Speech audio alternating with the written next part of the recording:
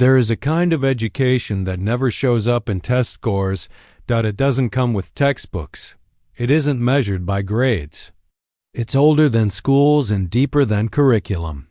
It slips into minds quietly, through architecture, tone of voice, posture, and presence. It lives in what is not said, in glances that last too long or not long enough. This is the silent curriculum. And for millions of poor children around the world, it is the first and most enduring lesson they ever receive. Not what you are taught, but what you are taught to expect of yourself. From the very first day, before they learn to spell their names or count to 10. Children in underfunded schools walk into buildings that whisper a quiet message. You do not matter as much. Crumbling walls, broken heating, outdated books, overworked teachers, none of this needs to be explained. It is felt. A slow erosion of dignity wrapped in the disguise of education. In these environments, effort is not rewarded with opportunity. Curiosity is not met with nourishment. Instead, survival becomes the core subject. Children learn to navigate bureaucracy, to avoid trouble, to manage humiliation. They learn silence. They learn smallness. And slowly they begin to internalize the most devastating lesson of all. This is what I deserve. We think of education as a tool of liberation, a ladder out of poverty. But what if, in many cases, it's the opposite? What if, for the poor, education has been carefully engineered not to awaken potential, but to suppress it? Not to build confidence, but to install self-doubt? Because when you can convince someone they don't deserve better, you don't need to cage them. You've already done it in their mind. This isn't a conspiracy in the traditional sense. There's no villain pulling levers behind a curtain. Instead, it's something more insidious, a system so embedded in everyday life that we barely notice it. It's in the way counselors steer certain students toward trade schools rather than universities. It's in the unspoken assumptions behind words like gifted, remedial, and underperforming. It's in the fact that when a poor child fails, we ask what's wrong with them, but when a wealthy child fails, we ask what happened to them. The silent curriculum teaches hierarchy. The conditions self-perception.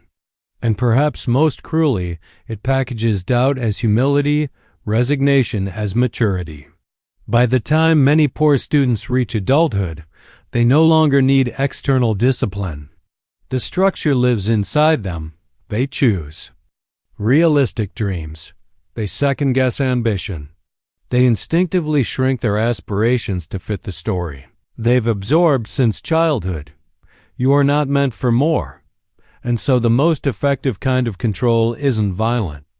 It's persuasive. It convinces the oppressed to discipline themselves, to see their condition not as an injustice, but as a reflection of their own inadequacy, to confuse their circumstance with their identity. This is not failure. This is design, and yet we rarely question it, because the system gives us symbols of hope. The rare exceptions, the student who makes it out, the scholarship winner, the success story. These are held up like trophies, proof that the system works, when in fact they serve a more subtle function, to convince the rest that if they failed, it must have been their fault. But let's ask a more uncomfortable question. What if the system was never broken? What if it was built this way, to manufacture doubt, to train compliance, to quietly tell the poor, know your place?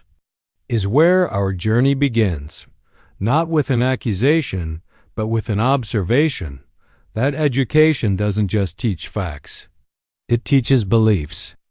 And before the poor are taught math or science or literature, they are first taught how to feel about themselves. That lesson doesn't need a blackboard. It needs only repetition and silence, because if you repeat the same message enough times, eventually they will stop hearing it and start believing it. The question isn't just what are the poor being taught.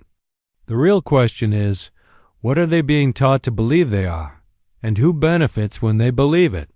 Let's begin. No child is born believing they are less than.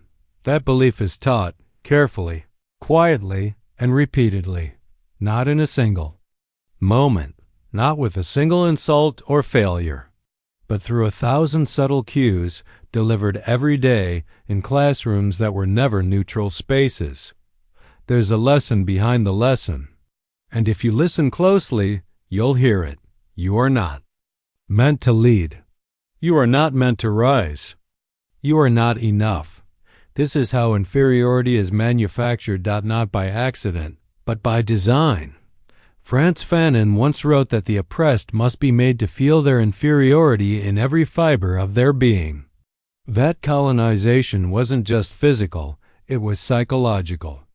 It rewired the self-perception of the colonized so deeply that they began to see themselves through the lens of the oppressor. But colonization doesn't always wear a uniform. Sometimes it wears a smile.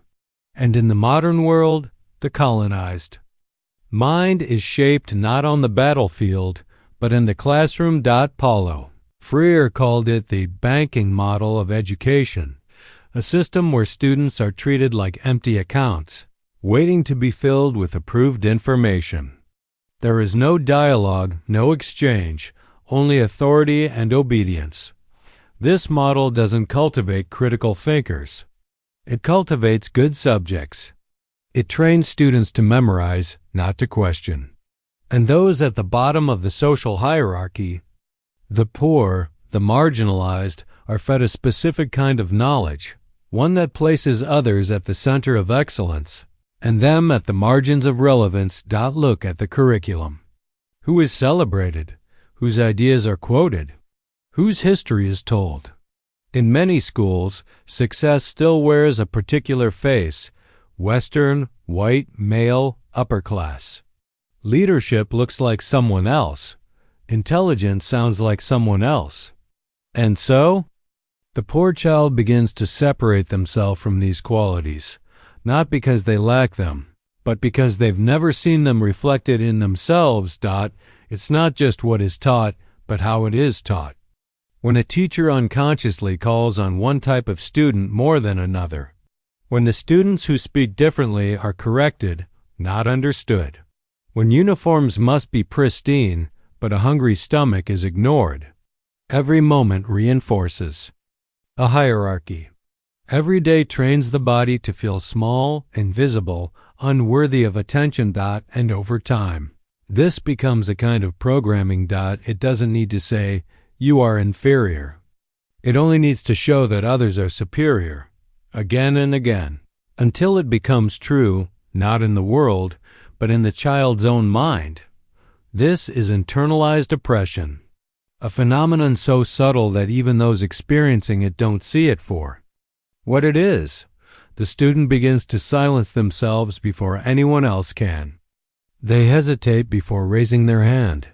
They assume their ideas are less valuable, not because anyone told them explicitly, but because the environment told them repeatedly, through tone, structure, and omission. And the tragedy is this: once the lesson is learned, it doesn't need to be taught again. The system can move on. The child will now police their own mind. This is the genius of the hidden lesson plan. It works best when it doesn't feel like oppression at all. When it feels like just the way things are. When it feels like personal failure. As if worth were a thing some are born with and others just never earned. But what if that feeling of inadequacy, that quiet voice that says you can't, isn't your voice at all? What if it's a borrowed voice, taught to you before you have the language to resist it? And what happens when an entire generation carries that voice? They don't rebel. They adjust. They adapt to a system designed to limit them and call it maturity. They stop dreaming big. They stop asking dangerous questions. They stop seeing themselves as worthy of more. And that, more than any textbook or test score, is the true education of the poor. The next section asks why this system endures. and how the very structure of schooling makes rebellion nearly impossible, because the goal isn't just to make them feel small. It's to make them grateful for a dot. It begins with a bell, a line, a number, a rule, and from the first day, school feels strangely familiar, like a miniature version of something else, something more powerful. Something invisible. School does not just prepare us for the world. It prepares us to fit into it without protest. But what kind of world demands such preparation? Michel Foucault had a word for it: disciplinary society, a structure in which behavior is controlled not through overt force, but through the quiet machinery of surveillance, normalization, and correction. The modern school, he argued, was not so different from a prison or a military barracks. Not because of its cruelty, but because of its purpose to produce docile bodies, bodies that move in straight lines. That raises your hands to speak. That asks for permission to go to the bathroom. We call this order. But beneath it lies a more disturbing truth. Obedience has become the hidden curriculum. In most education systems today, students are not rewarded for independent thought. They're rewarded for conformity. Standardized tests don't measure creativity. They measure the ability to follow instructions, to think in predefined ways, to replicate approved answers. And while this affects all students, it hits the poor the hardest, because the poorer the student, the less room they're given to fail. The tighter the rules, the harsher the punishments. Where wealthy students are given second chances, poor students are given detention slips. Where one child is seen as spirited, another is labeled disruptive. Same behavior, different outcome. The result? A chilling effect. Not just on behavior, but on thought. Curiosity becomes a liability. Dissent becomes defiance. And slowly, students learn the safest path is submission. Foucault described the panopticon, a prison design where inmates never know if they're being watched. So, they internalize the gaze. They begin to monitor themselves. They become their own jailers. Modern education functions in much the same way. Students know they are being watched, graded, ranked, compared. They feel the eyes of teachers, administrators, even other students. They learn that every move could affect a future they can't yet see, and so they adapt. They stop asking uncomfortable questions. They write what they think the teacher wants to hear. They play it safe, stay small, follow instructions, and eventually the system doesn't need to correct them. They correct themselves. This isn't education, it's training.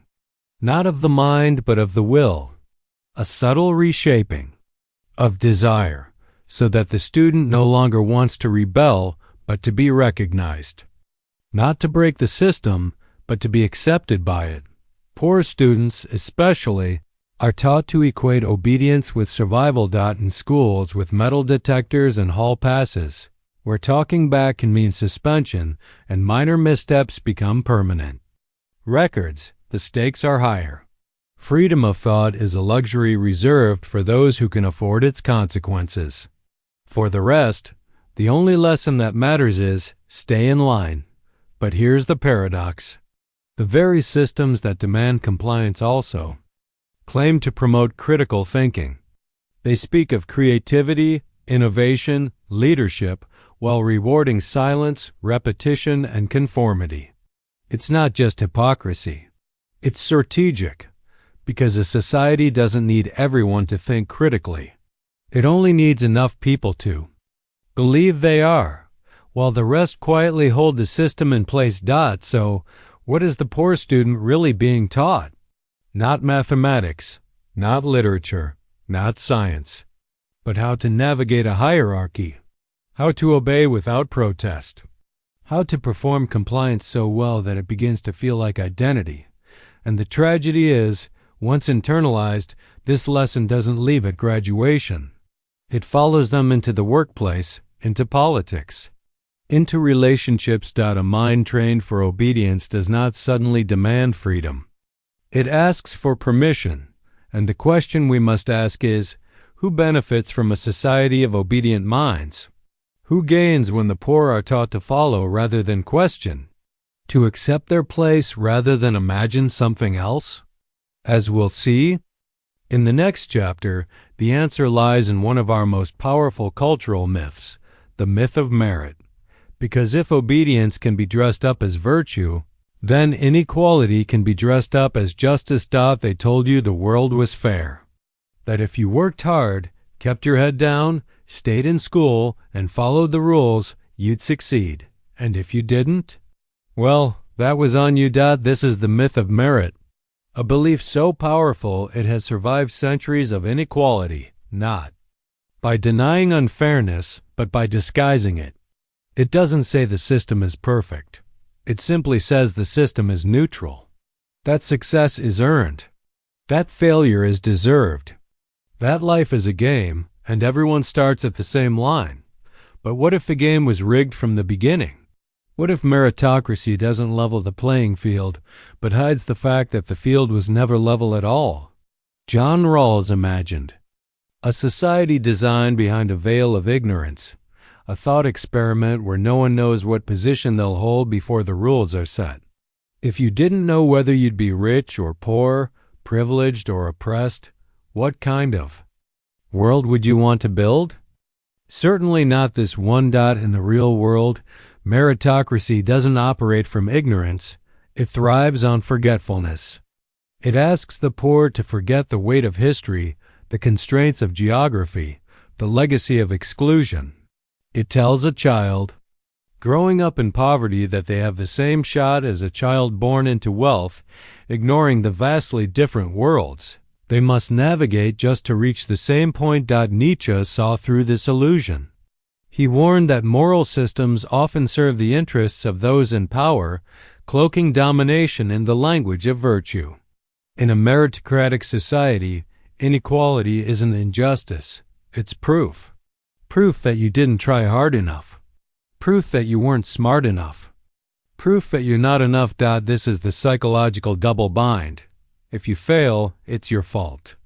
If you succeed, you're the exception, never truly at home in the halls of power. Imposter syndrome isn't a glitch. It's the emotional signature of a system that trains people to believe they're unworthy, even when they win. Because the poor don't just have to climb higher, they have to climb differently. They don't inherit networks, they must build them. They don't start at zero. They start below it, burdened by debt, by stigma, by expectations so low they become self-fulfilling. And if they do rise, they're often told, see, the system works. Their story becomes the anecdotal evidence that justifies the suffering of millions. They become symbols, not of hope, but of denial. A way to say, if they can do it, so can you, without ever asking what it cost them. Because success in a rigged system doesn't just take talent or grit. It often requires erasure of accent, of history, of the community.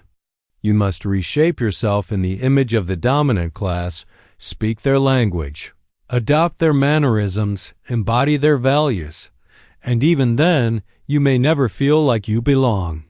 Because deep down, meritocracy doesn't offer belonging. It offers conditional acceptance. You are allowed in as long as you forget where you came from. As long as you don't question why the door was closed for so many like you. As long as you don't look down and remember how steep the climb really was. This is how fairness becomes a weapon. Not by attacking you, but by turning you against yourself. By convincing you that every struggle is personal. That shame is a sign of failure, not of resistance. That exhaustion is proof you haven't done enough, not that the system demands too much. And worst of all, by making you believe that asking for justice is asking for too much. But what if the question isn't whether people deserve their poverty? What if the real question is, who benefits when they believe they do? In the next section, We explore how this belief is reinforced not just through ideas, but through images, how society sells aspiration as salvation, while ensuring it remains forever out of reach. You're told to dream big, to believe in yourself, to want more. And if you don't have it yet, just wait. It's coming. That's the promise. The melody of aspiration that plays softly in the background of every commercial, every influencer's rise, every brand's self-help slogan dressed up as empowerment. It is relentless. And it is seductive, but the dream, like a stage play, is only convincing when you forget you're watching a performance. Guy Debord called it the spectacle, a society where real human life is replaced by its image. In this world, life is no longer about living, but appearing to live. Value is no longer measured by character or truth, but by visibility, aesthetics, and wealth. And the poor, trapped in this theater of aspiration, are cast into a cruel role. They are taught to admire what destroys them, to desire what exploits them, to chase what they were never meant to catch. This is not about luxury. It's about identity, because aspiration isn't just wanting better shoes or nicer homes. It's about becoming someone else, someone who matters. Someone who is seen. In this play, you are not allowed to love where you are. You are trained to hate it. You are shown images of smiling faces in expensive clothes, in polished apartments, surrounded by effortless beauty, and told, this could be you, but it won't be. Because the system that sells you the dream is the same system that ensures most never reach it. And more dangerously, that they'll blame themselves for not getting there. Motivational culture plays a central role. Work harder. Grind 24/7. Visualize your success. The message is clear. If you're not winning, it's because you didn't want it badly enough. But this is not empowerment. It's a trap disguised as encouragement, because no one tells you the game is rigged. That no amount of manifestation will override structural barriers. That the ladder of success is leaned against a wall you weren't invited to climb, so you keep climbing anyway. You mimic the speech, the dress, the ambition of those above you. You learn the choreography. You perform the part. And still, it isn't enough. Because the spectacle requires your belief, but not your arrival. In fact, your absence at the top keeps the dream alive. If everyone could succeed, it wouldn't be aspirational. It would be reality. And reality doesn't sell nearly as well. So the system feeds you illusions. Stories of overnight success. Of people who made it out. Of lottery winners and rags-to-riches CEOs.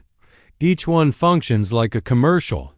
A psychological ad, not just for products, but for a worldview. A belief that the world is fair and that your poverty is temporary.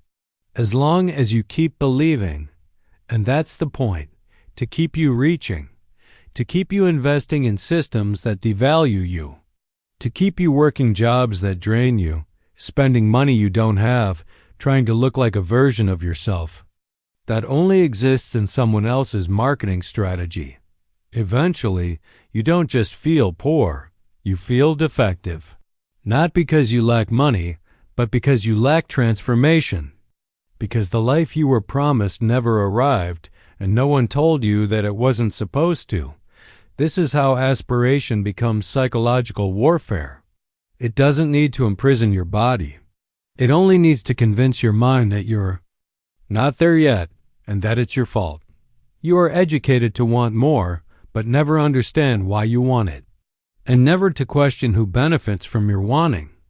Because the longer you stay focused on becoming someone else, the less likely you are to realize the truth that your value was never supposed to depend on your income, that your dignity was never supposed to hinge on your appearance, that your humanity was never meant to be a performance. In the next section, we turn to the tools behind this illusion, how language itself becomes a weapon, and how even the Words used to help the poor can be used to keep them in their place. There are prisons built from concrete and steel. And then there are prisons built from words. Language, we are told, is a tool, neutral, flexible, universal. But language is also a weapon. And in the hands of institutions, it becomes a subtle machinery for shaping how we think, what we feel, and who we believe we are. For the poor, language rarely speaks to them. It speaks about them in codes of classification, caution, and control. Unskilled, low income, at risk, underprivileged. On paper, these words appear objective, like clinical descriptors. But listen closer and you'll hear their quiet violence. Each one defines a person not by their potential, but by their deficiency. Not by their humanity, but by what they lack. The language doesn't just describe poverty, it frames it. It turns real, complex lives into abstractions, into problems to be managed, risks to be minimized, statistics to be analyzed. And once you've been reduced to a label, it's easier for others and eventually for yourself to believe that your value is conditional. Ludwig Wittgenstein said, "The limits of my language mean the limits of my world." And for many who grow up in poverty, the language used around them defines not only how others see them, but how they come to see themselves. Consider the word dropout. It doesn't ask why someone left school. It only declares that they failed to remain. It places the burden on the individual, erasing the systems that made staying unbearable. Or the word welfare. What once meant well-being has been twisted into a symbol of laziness and dependence. Entire generations have been taught to feel shame for needing help, as if needing help is unnatural, as if success were always the result of effort, and struggle always the result of weakness. Pierre Bourdieu argued that language is a kind of symbolic power, a way to preserve hierarchy without ever appearing violent. When the dominant class controls the vocabulary, they control the narrative. They define what is normal, successful, responsible, and what is not. And so, the poor are not just marginalized by income or geography. They are linguistically exiled, educated from birth in a dialect of diminishment. Even charity campaigns meant to help often reinforce this dynamic. Look at the posters, the commercials, the messaging. They don't show resilience. They show desperation. They don't say, "This child is full of potential." They say, "This child needs your pity." It may raise money, but it lowers dignity, because the story is always told from above, never from within, and that is the trap. The poor are not just seen as needing help. They are seen as less than because they need help. They're told, in 1,000 ways, that their worth must be proven with perfect grammar, with polished manners, with spotless records. While the rich are granted dignity by default, the poor must earn it with every word, every gesture, every choice. Even the word poor itself carries weight. It doesn't mean without money. It means less than whole. But what if the issue isn't the people, but the language built to contain them? What if we stopped asking how to fix the poor and started questioning the systems that define them? Because as long as we let vocabulary dictate value, we will continue to confuse circumstance with character. We will mistake survival for failure. And we will keep educating people, not with lessons, but with labels. In the next section, we return to where it all begins, the institution that shapes not just knowledge, but identity. Because school is not just where the poor are educated, it's where they are named. Poverty is not just a lack of money. It is a sustained assault on the mind. We often speak of the poor in terms of bad decisions, poor planning, impulsivity, as if their struggles are simply a failure of discipline. But what if these failures are actually symptoms, not of weakness, but of trauma. Because economic hardship doesn't just change your bank account. It rewires your brain. Gabor Mate, a physician who has worked extensively with addiction and trauma, warns us that chronic stress, especially in early life, reshapes neural pathways. It narrows the window of tolerance, shortens attention spans, and elevates fear responses. Survival becomes the dominant mode. When safety is not guaranteed, the mind adapts, but not in ways society likes. You stop dreaming far ahead. You stop taking long-term risks. You react. You hustle. You scan for threats. These are not irrational behaviors. They are logical responses to constant instability, and yet society doesn't recognize them as such. Instead, we call the poor lazy. We accuse them of short-sightedness. We frame their urgency as immaturity, their anxiety as irresponsibility. And in doing so, we commit a quiet act of cruelty. We punish people for adapting to pain.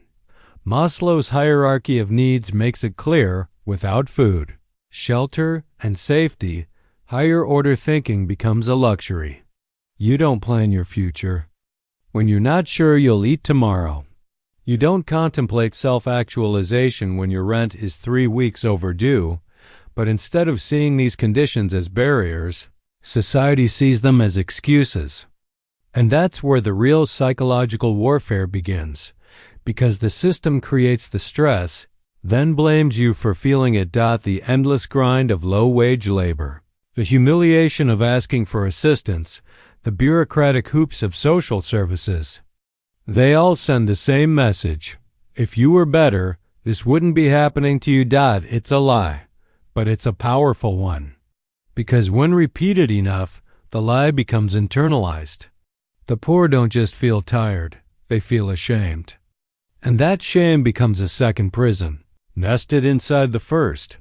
A 2013 study published in Science showed that people experiencing poverty suffer a measurable drop in cognitive function, equivalent to a 13-point loss in IQ, simply because of the mental bandwidth consumed by financial stress.